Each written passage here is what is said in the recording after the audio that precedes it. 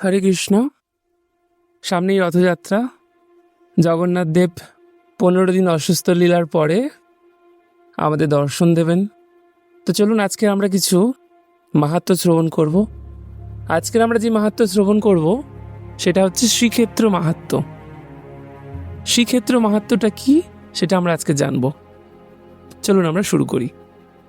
লবণ সমুদ্রের উপকূলে নিত্য অধিষ্ঠিত পতিত পাবন শ্রী অর্চা অবতার শ্রী শ্রী জগন্নাথ দেবের পুরী এবং তার পারিপার্শ্বিক পুণ্যক্ষেত্রসমূহ অনাদিকাল হতে শ্রীক্ষেত্র মণ্ডল নামে পরিচিত বা প্রচারিত। সুপ্রাচীন পৌরাণিক সাহিত্য এবং শ্রী চৈতন্য ভাগবত, চৈতন্য চরিতামৃতাদি প্রাচীন গৌড়ীয় সাহিত্যে এই পরম তীর্থ শ্রীক্ষেত্র, পুরী, পুরুষোত্তম, শ্রী জগন্নাথ, নীলাচল প্রভৃতি নামে উল্লিখিত আছে। শ্রী চৈতন্য ভাগবতে স্বয়ং শ্রীকৃষ্ণ শিবকে বলছেন, সেহ বারাণসী প্রায় সুরম্য নগরী, সেই স্থানে আমার পরম গোপ্য পুরী। সেই স্থানে শিব আজি কহি তোমার স্থানে, সে পুরীর মর্ম মোর কেহ নাহি জানে। চৈতন্য ভাগবতে বর্ণনা করা হয়েছে। অর্থাৎ ভগবান শ্রীকৃষ্ণ শিবকে সেই শ্রীক্ষেত্রে প্রেরণ করলেন। অতএব সেই শ্রীক্ষেত্রের মহিমা স্কন্দ পুরাণ, পদ্ম পুরাণাদি বহু গ্রন্থে বর্ণিত রয়েছে। শ্রী পদ্মপুরাণে যথা বর্ণনা করা রয়েছে যে লবণ সমুদ্র তটস্থ পুরুষোত্তম ক্ষেত্র অবস্থিত। সেই ক্ষেত্রবাসীরা সকলেই ব্রাহ্মণ অপেক্ষা শ্রেষ্ঠ এবং সেই ক্ষেত্র স্বর্গের থেকেও সুদুর্লভ। ভগবান বলছেন, আমি ক্ষেত্র বা পুরীতে অবস্থান করি সর্বদা, তাই সেই ক্ষেত্র শ্রী পুরুষোত্তম ক্ষেত্র বলে বিখ্যাত। সেই ক্ষেত্র অত্যন্ত দুর্লভ। সেই ক্ষেত্র 10 যোজন বিস্তৃত। সেখানে অবস্থানকারী সকল জীব চতুর্ভুজাকার। সেক্ষেত্রে প্রবেশ করা মাত্র ব্যক্তি শ্রী বিষ্ণুর মতো রূপ লাভ করে। সেই ক্ষেত্র সম্বন্ধে বুদ্ধিমান ব্যক্তির কিছু সন্দেহ করা উচিত নয়। সেটি সাক্ষাৎ ভুবন মঙ্গল ক্ষেত্র।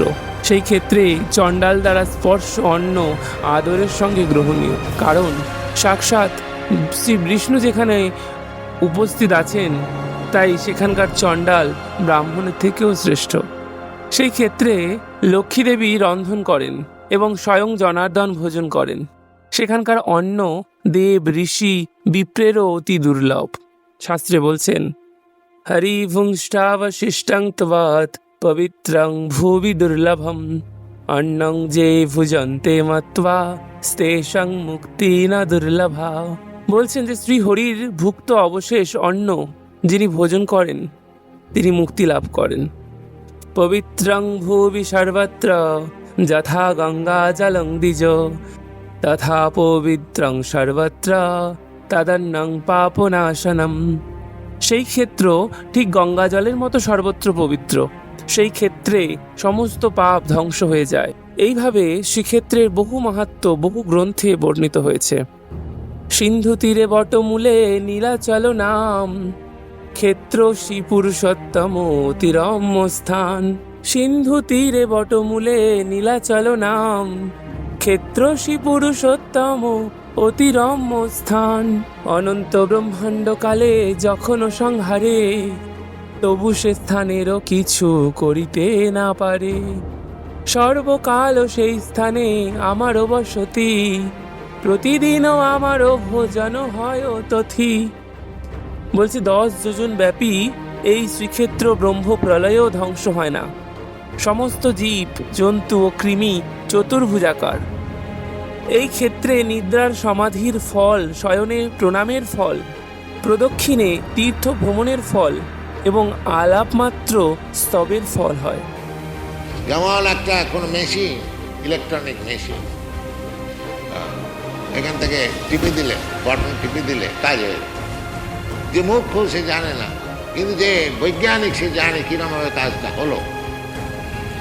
মুখ্য মনে করলে যে এখানে টাইপ করছি, টাইপ রাইটিং মেশিন, 10,000 মাইলে সে টাইপ রাইটিংটা কী করে টাইপ করছে।